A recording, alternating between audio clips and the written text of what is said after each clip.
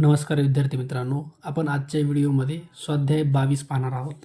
प्रश्न पहिला दिला आपल्याला, एका बसच्या चाकाचा व्यास 1.4 मीटर आहे. जर त्या बसला एका शहरापासून दुसऱ्या शहरापर्यंत जाण्यासाठी त्या चाकाचे 20,000 फेरे होत असतील, तर बसने कापलेले अंतर किती असेल? ओके, तर बघा, हे तुमचं बसचं चाक आहे. ह्या चाकाचा व्यास म्हणजे तुम्हाला डायमीटर दिली आहे. इथून इथपर्यंत जे अंतर आहे ते डायमीटर व्यास डीनं दाखवतात, ते तुम्हाला दिलं 1.4 मीटर. ओके, आता ह्याच्यामध्ये काय माहिती आहे का, आपल्याला हे जे अंतर एका चाकाचं हे पूर्ण काढू लागेल, त्याला म्हणतात सरकमफरन्स. हे जे चाकाचं अंतर आहे, हे बाहेरचं अंतर चाकाचं, ते आपल्याला पहिले काढू लागेल. त्याला म्हणतात सरकमफरन्स. सी फॉर्म्युला आहे पाय डी. तर पायची किंमत टाकून द्या, 22/7 गुणिले डी. डी म्हणजे तुमचं जे डायमीटर आहे, व्यास तुम्हाला दिले 1.4. 7 भाग द्या, हे छोटं आहे 0 पॉईंट, हे एक इथं जाईल, 7 दोन्ही 14. तर गुणाकार करून घ्या, 22 दोन्ही 44, एक नंतर पॉईंट, 4.4 मीटर एवढं अंतर तुमचं जे एका चाकाचं आहे का ते आहे, बरं का. म्हणजे चाक एकदा फिरलं की 4.4 मीटर अंतर कापत आहे. आता त्यांनी म्हणले की 20,000 फेरे होत आहेत. बघा, एकूण अंतर तुम्हाला काढायचे,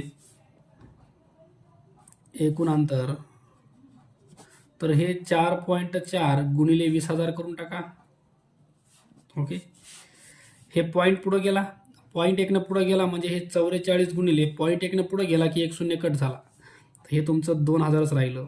ओके, पॉईंट पुढं गेला की 1 0 कॅन्सल. चला, हे 3 शून्य टाकून द्या, 1 2 3 शून्य. आता 2 न गुणा, बेचोक 8 आणि बेचोक 8, तर हे झालं तुमचं 88,000 मीटरमध्ये यायले, बरं का. हे मीटरमध्ये, तुम्हाला किलोमीटर करायचं असेल तर हे जे 88,000 आहे, 88,000 ह्याला तुम्हाला 1,000 भाग द्यावा लागेल. 1,000 भाग दिला तर हे 0 0 0 कॅन्सल, तर हे तुमचं 88 किलोमीटर उत्तर येईल शेवटी, 88 किलोमीटर. ओके, तर बसने कापलेले अंतर 88 किलोमीटर. पर्याय क्रमांक 1 हे तुमचं उत्तर आहे, 88 किलोमीटर. प्रश्न क्रमांक 2 दिलाय, एका समभुज चौकोनाचे कर्ण 24 सेमी व 32 सेमी लांबीचे आहेत, तर त्या समभुज चौकोनाची परिमिती किती? बघा, समभुज चौकोन म्हणजे तुमचा रोम्बस आहे, रोम्बस. बघा, ह्याच्यामध्ये हा एक कर्ण आहे आणि हा एक कर्ण आहे, डायगोनल. ओके, तर समभुज चौकोनाचे कर्ण एकमेकांना लंब 90 मध्ये दुभागतात, बरं का. तर याच्यामध्ये आपल्याकडं एक जो कर्ण आहे, तो इथून इथपर्यंतचं अंतर तुम्हाला दिले 24. हे पूर्ण अंतर 24, तर अर्ध जे अंतर आहे ते आपल्याला 12 घेता येतं, 12. ओके, त्याच्यानंतर दुसरा जे कर्ण आहे तो 32चा आहे, म्हणजे इथून इथपर्यंत किती आहे, 32. हे जर पूर्ण 32 असेल तर इथून इथपर्यंत अर्ध अंतर आपल्याला 16 घेता येतं, 16. आता आपल्याला विचारलं काय, ह्याची परिमिती विचारली. ह्याची परिमिती आणि चौरसाची परिमिती सारखीच आहे. परिमितीचं सूत्र आहे 4 गुणिले बाजू. ओके, तर तुम्हाला एक बाजू काढायची आहे, तर आपल्याला ही बाजू काढता येईल पहिले. ह्या बाजू समजा माप आहे x. ओके, तर हा जो त्रिकोण आहे हा एक काटकोन त्रिकोण झाला. त्याच्यामध्ये जो खालचा पाया आहे तो 16 आहे, उंची आहे 12, आणि तुम्हाला x हे काय कर्ण तुम्हाला काढायचं आहे. ओके, हे 16 कसं आलं कळलं का, पूर्ण 32 आहे, 32चा अर्ध 16, हे पूर्ण 24चा अर्ध 12. ह्याच्यामध्ये पायथागोरस वापरला तर कर्ण वर्ग, कर्ण कोणता, x वर्ग बरोबर पाया वर्ग 16 वर्ग प्लस उंची वर्ग आहे 12चा वर्ग. चला, 16चा वर्ग 256 प्लस 12 हे 144. बेरीज केली, 6 आणि 4 10ला 0, हातचा 1, 5 आणि 1 6 आणि 4 10ला 0, हातचा 1, 2 3 4, हे तुमचं 400 यायले. म्हणजे x स्क्वेअर जर 400 यायले तर x बरोबर 400 कुणाचा वर्ग आहे, 20चा. चला, ही तुमची बाजू आली 20, किती आहे युनिट तुमचं सेमी. तुमची बाजू आली 20 सेमी. तुम्हाला परिमिती काढायची आहे. परिमिती म्हणजे 4 गुणिले बाजू किती आहे 20, यांचा गुणाकार करा, 4 2 8, तर 80 सेमी ही तुमची परिमिती आली आहे. पर्याय क्रमांक 2 हे तुमचं उत्तर आहे. प्रश्न क्रमांक 3 दिलाय, ओ केंद्र असलेल्या वर्तुळाचे क्षेत्रफळ 308 चौसेमी आहे, तर रेखांकित केलेल्या अर्धवर्तुळाची परिमिती किती? ओके, तर बघा, याचं क्षेत्रफळ दिले तुम्हाला. क्षेत्रफळासाठी सूत्र आहे एरिया बरोबर पाय आर स्क्वेअर. चला, ह्याची किंमत दिली तुम्हाला. क्षेत्रफळ म्हणजे एरिया दिला आहे 308, पायची किंमत 22/7 गुणिले आर स्क्वेअर. हे 7 इकडे जातील, 308च्या गुणाकारात 7 जातील, 22 तुमचे खाली यायलेत, बरोबर आर स्क्वेअर. 22 न भाग द्या, 22 1 22, उरले 8, 22 चौक 88 आणि हे आले 14 7 98 बरोबर आर स्क्वेअर. स्क्वेअर रूट घेतलं तर आर बरोबर हे जे 98 आहे याला 49 गुणिले 2 लिहिता येतं, याला 49 गुणिले 2 लिहिता येतं. म्हणजे तुमची रेडियस यायली 7√2.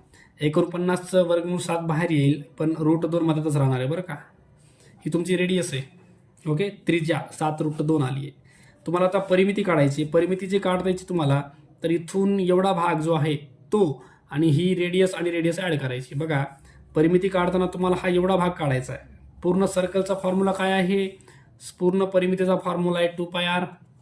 ह्याला 2 भाग द्या, कारण की आपल्याला एवढाच भाग पाहिजे, इथून एवढा. प्लस तुम्हाला ही एक रेडियस आहे आणि इथून ही एक रेडियस आहे. 2 टाईम रेडियस हे तुमचं परिमितीचं सूत्र आहे. आता हे πr प्लस 2r हे सूत्र आहे. ह्याच्यामध्ये जे आर आहे तुम्हाला बाहेर काढता येतं. राहिलं मधामध्ये पाय प्लस 2. ओके, ह्याच्यामध्ये व्हॅल्यू टाका. चला, आर किती तुमचं? हे आर आलं तुमचं 7 टाईम √2. पायची किंमत आहे तुमची 22/7 प्लस हे 2. ओके, चला ह्याला आपण सोडूया. 7√2 असंच ठेवून द्या.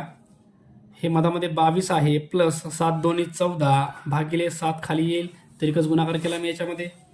आता हे तुमचं 7√2 गुणिले 22 आणि 14ची बेरीज करा. 6 2 आणि 3 36/7. ओके, ह्याच्यामध्ये तुम्हाला हे 7 आणि 7 कट करता येईल. राहिलं तुमचं 36 पुढं लिहा पहिले. 36√2 हे तुमचं लास्ट उत्तर आहे परिमितीचं. 36/2. ओके, तर उत्तर बघू आपण. 36/2 सेमी. पर्याय क्रमांक दिलाय तुम्हाला इथं, पर्याय क्रमांक 4. 36/2 सेमी हे तुमचं उत्तर आहे. प्रश्न क्रमांक 4 दिलाय.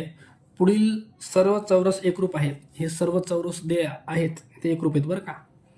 तर एकूण क्षेत्रफळ तुम्हाला एकूण क्षेत्रफळ दिले. एकूण क्षेत्रफळ आहे तुमचं 54 चौरस.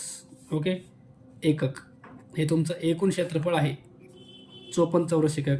तर या आकृतीची परिमिती काढायची. आकृतीची परिमिती काढायची असेल तर तुम्हाला आकृतीची एक बाजू माहिती असणं आवश्यक आहे. एक बाजू जर भेटली तर सर्व ज्या बाहेरच्या बाजू आहेत त्यांनी त्या एक बाजूला गुणायचं आहे. ओके, तर एकूण जे क्षेत्रफळ आहे 54 आहे. तर एकूण किती आहेत चौरस बघा? 1 2 3 4 5 6 आहेत.